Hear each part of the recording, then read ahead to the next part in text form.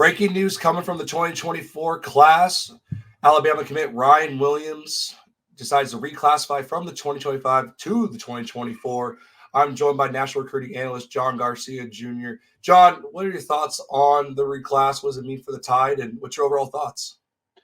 Yeah, look, this was one of the worst kept secrets in high school or college football recruiting since the summer months. But it's one thing to talk about it. It's a whole other thing to do it. So I think now that Ryan has gone forward with that reclassification, it's all about taking that step to the next level. And he's really one of the few overall prospects in Alabama where you feel like he can make that type of jump. You know, we've seen quarterbacks do it.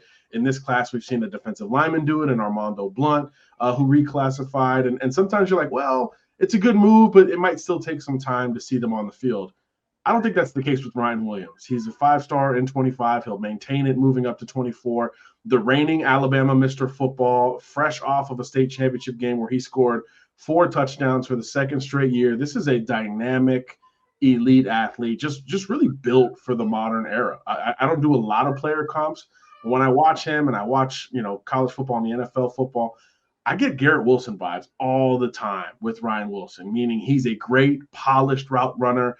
He's also a guy who can take the top off of a defense, or a guy you throw it short to, and he can take it 80 yards on his own. He's just that type of dynamic playmaker. In the state title game, he took a kickback for a touchdown. So a bit of a do-it-all type of player. The only physical knock maybe is the size, 5'11", 6 foot, 180 pounds or so. He'll add a little bit when he gets to Tuscaloosa for good, but there's no doubt in my mind that this bolsters Alabama's class, and that sort of chase towards number one that we always see this time of year from Nick Saban just got a friendly in-state boost with a kid that they had locked in many months prior.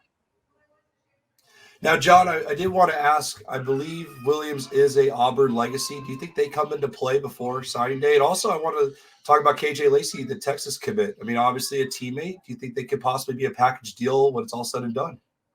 Yeah, this is not, cut and dry. Hey, he's reclassifying. His recruitment is totally over. Now, I do think Alabama's the favorite to maintain his commitment. He was back in Tuscaloosa this weekend right after that state championship game, but he was at Auburn for the Iron Bowl. You mentioned he's a legacy recruit.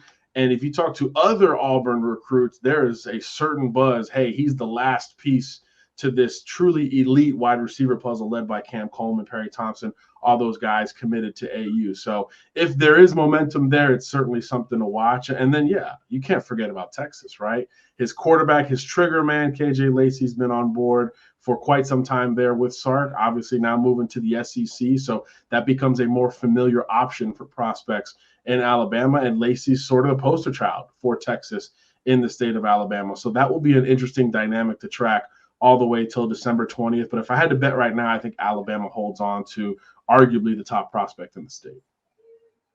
All right, another 5-star wide receiver added to the 2024 class. That's John Garcia Jr. I'm Corey Gibson. Thanks, John. Thank you.